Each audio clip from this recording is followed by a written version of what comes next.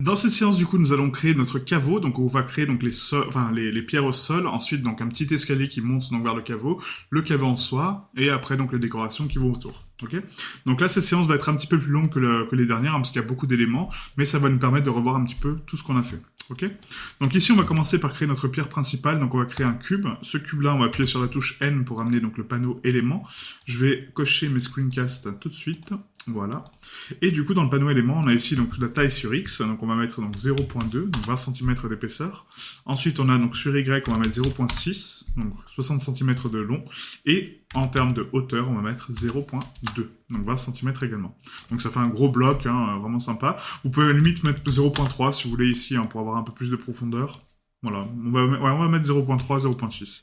Donc on applique la taille, l'échelle, la rotation. Pourquoi? Parce qu'on a modélisé en mode objet, pas en mode edit. Et là, on va remonter donc notre cube de, du coup, 10 cm. Donc GZ 0.1.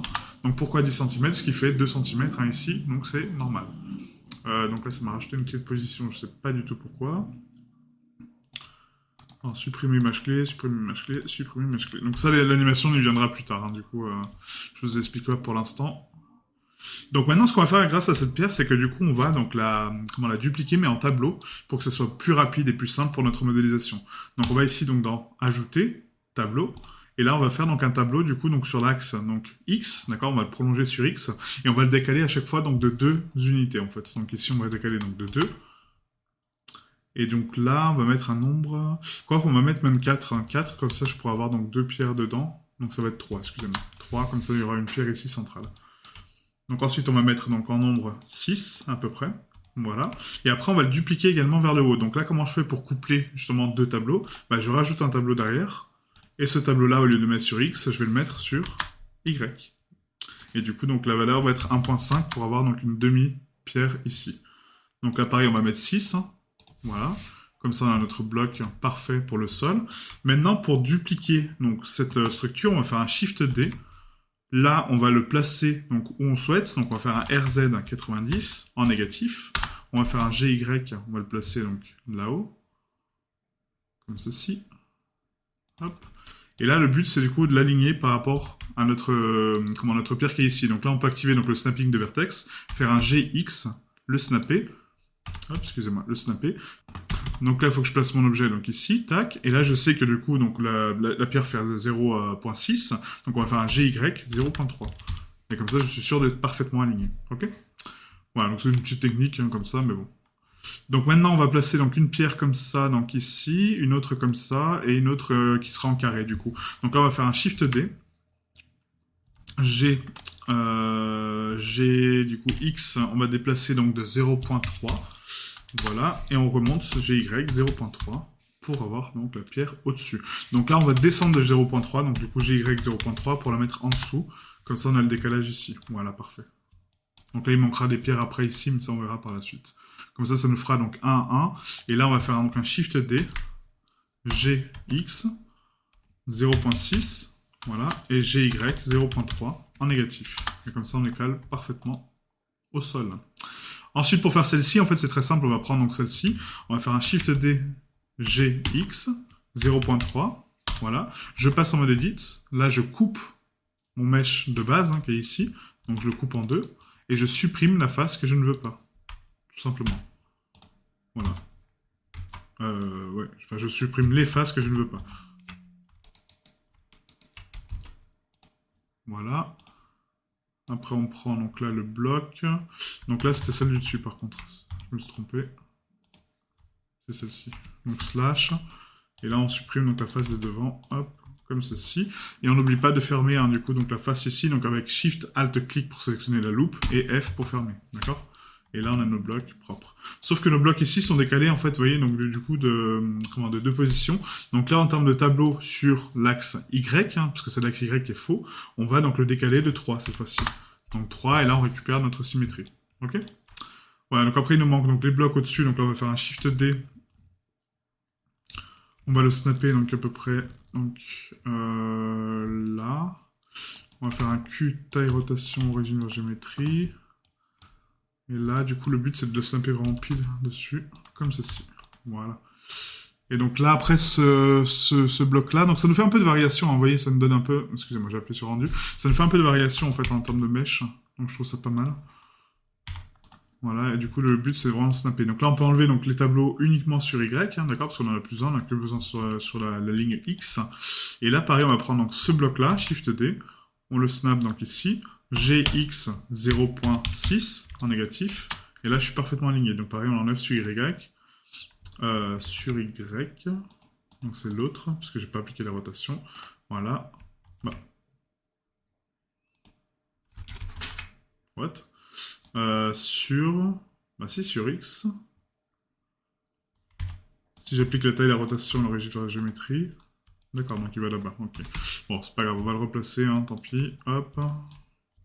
Je pense que les tailles et échelles sont pas toutes appliquées correctement. Mais c'est pas grave. Donc là, on va le snapper ici pour être sûr. On va faire un GX 0.6 en négatif. Et du coup, on va l'adapter ici, donc la taille. Donc là, c'est 1.5 hein, par contre, sur le tableau sur X. Et on supprime le tableau sur Y, comme je voulais faire. Voilà, parfait. Nickel. Et là, on a notre plaque, vous voyez, avec plusieurs motifs de pierre, hein, donc c'est vraiment pas mal. Donc là, ce qu'on peut faire maintenant, c'est sélectionner tout, appliquer tous les modificateurs. Donc ici, Apply All, faire un CTRL J, Q, taille, rotation, origine vers géométrie. Donc là, vous allez me dire, ouais, mais c'est juste un plan. Et non, parce que là, si on applique donc un biseau, regardez ce qui se passe, tout se sépare, d'accord? Donc du coup, on va faire un normal pondéré auto-lissage. On va ici donc activer en absolu 0.02. Et là, on a nos pierres propres. Voilà, touc, nickel. On a créé une dalle un peu cool pour accueillir notre caveau, notre crypte, je sais pas comment appeler ça, mais du coup voilà. Donc on va renommer en SM Sol Pierre, hein, parce que ça sera un mesh à part, Sol Pierre, underscore, lot. Parce qu'on va le sculpter.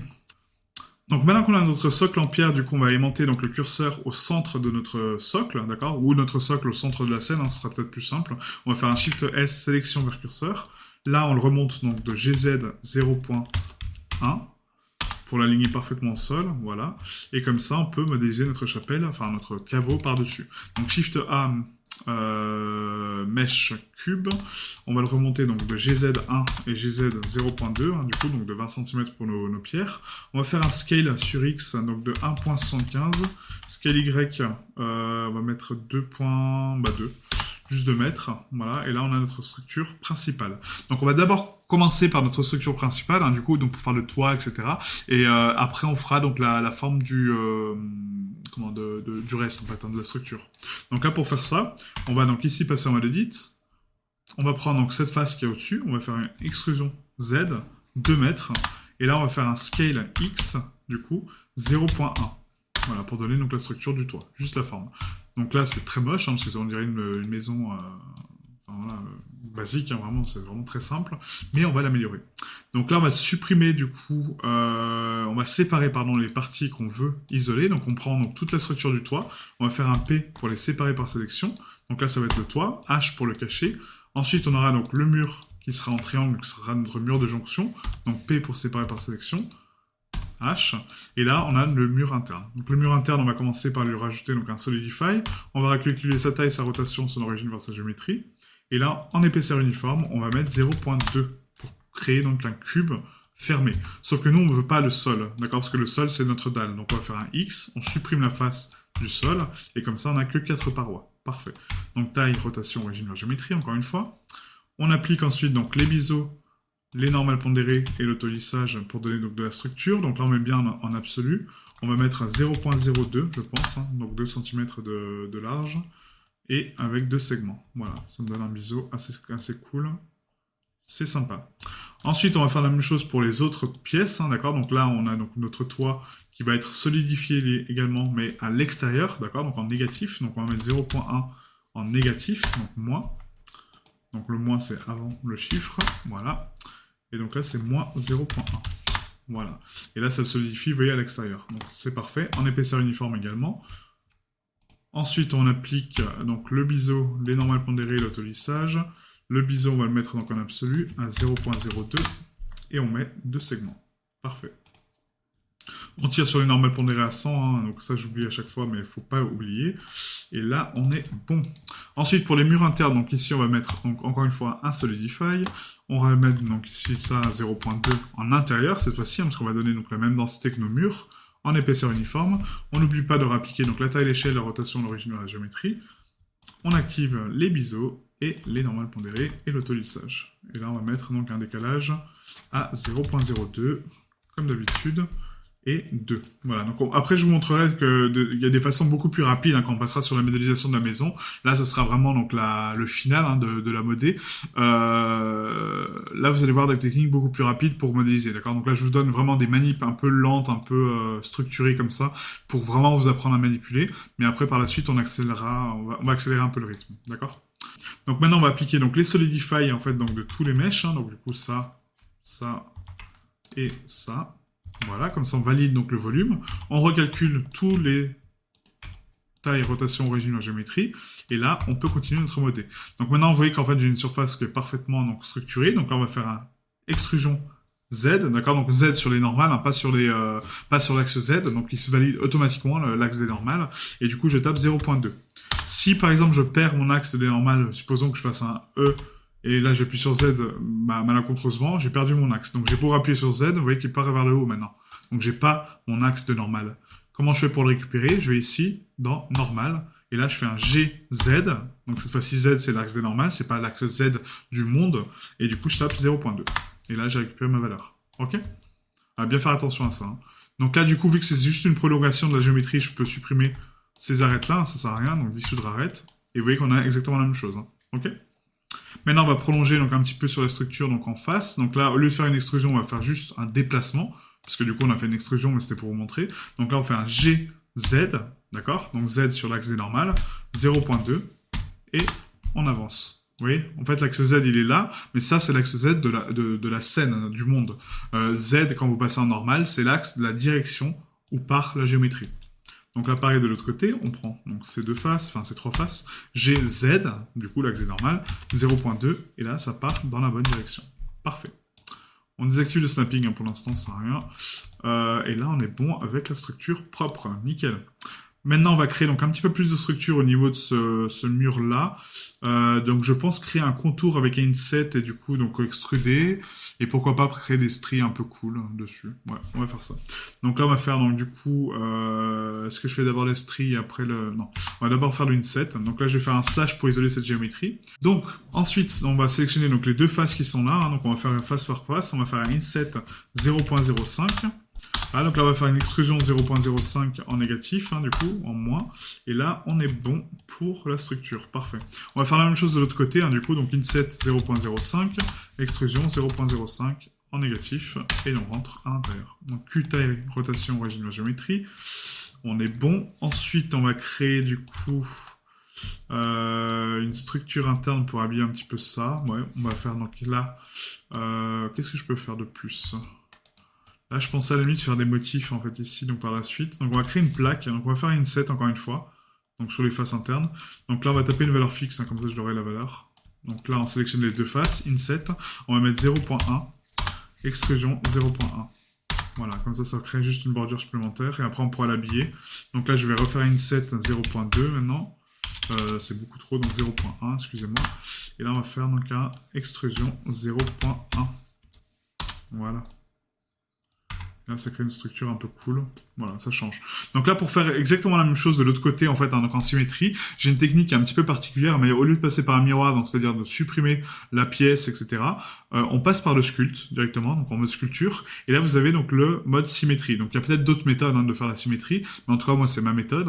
Et du coup, la symétrie qu'on veut, c'est donc de moins Y vers plus Y, d'accord? Donc on va dans symétrie. On sélectionne ici donc moins Y vers plus Y et symétriser. Et je récupère exactement la même pièce de l'autre côté. Ok? On retourne en mode objet, et là on est bon. Donc Q, taille, rotation, origine de la géométrie, slash, et on est good to go.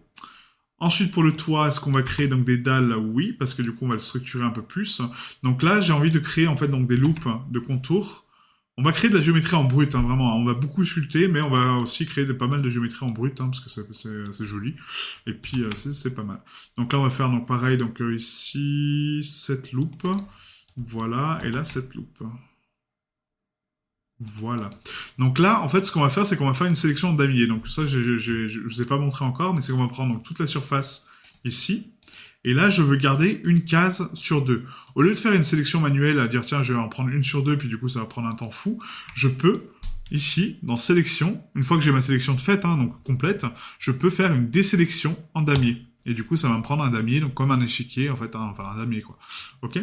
Et là, je vais faire un inset donc sur chaque face individuelle pour donc donner un peu de structure.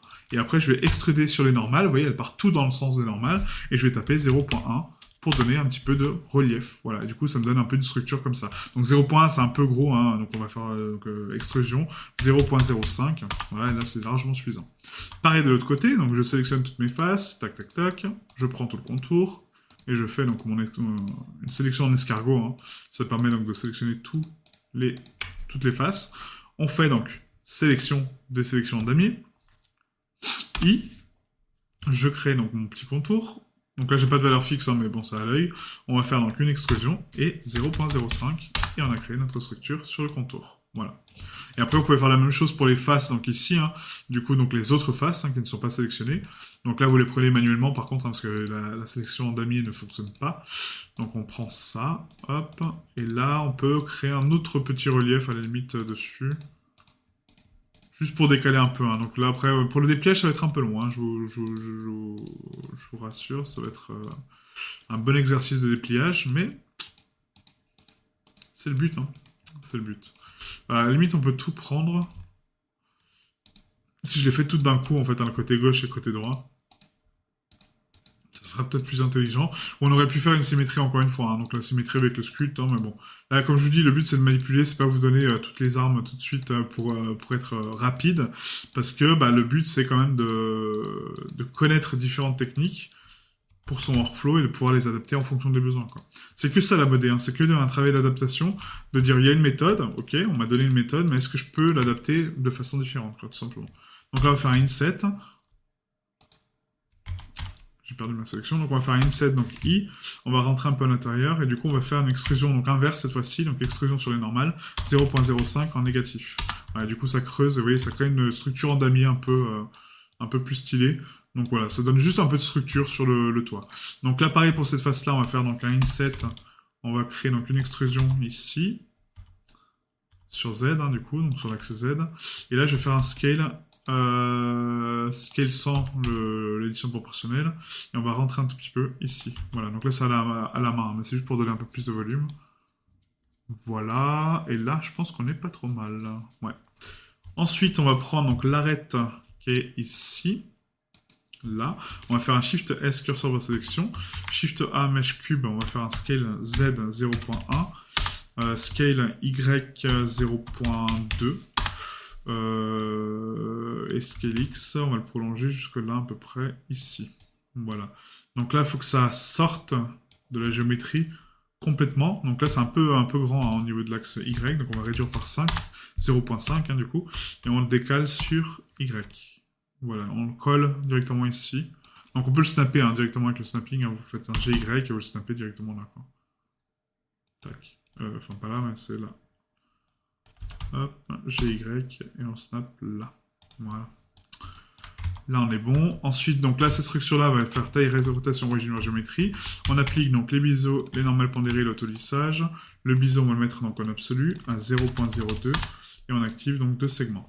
Donc là, le but, c'est de créer en fait une espèce de décoration en fait hein, pour notre contour. Donc on va faire un CTRL R, on prend donc toutes les loupes, on va faire un CTRL B, on augmente donc le bevel. Et là, je vais faire une extrusion scale Shift X, du coup, pour bloquer l'accès X pour rentrer à l'intérieur. Voilà.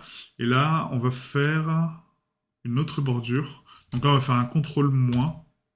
Pas un CTRL moins, un CTRL I pour inverser donc la sélection.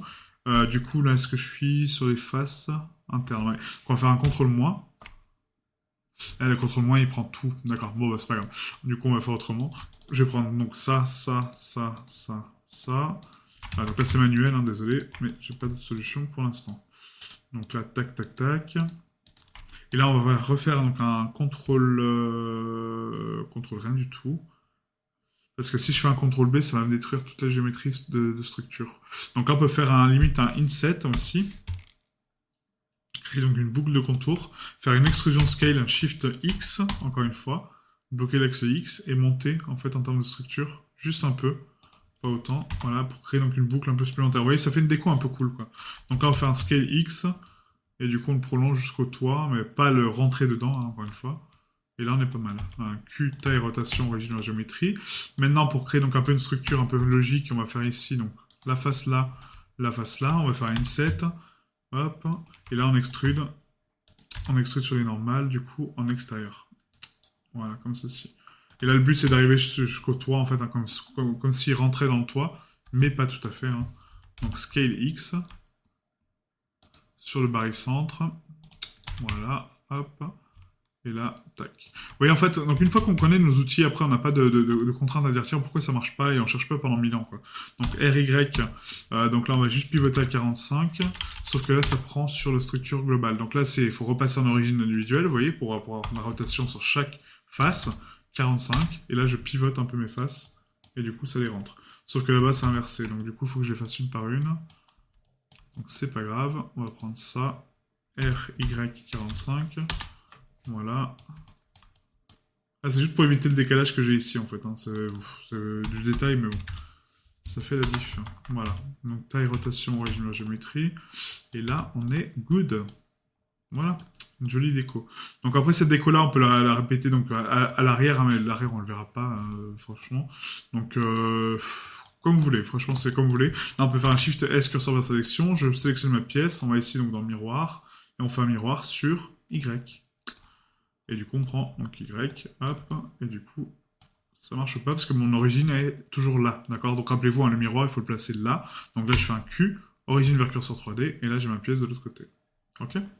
Donc on va pas appliquer le miroir parce qu'après, le dépliage, on le fera sur une seule pièce, comme ça m'évitera de faire l'autre aussi. Ça sera plus simple. Là, du coup, bah aussi, on aurait pu faire ça en fait. Hein.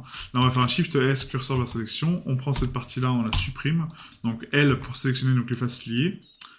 On applique donc un miroir. Et comme ça me permettra donc de déplier une seule pièce.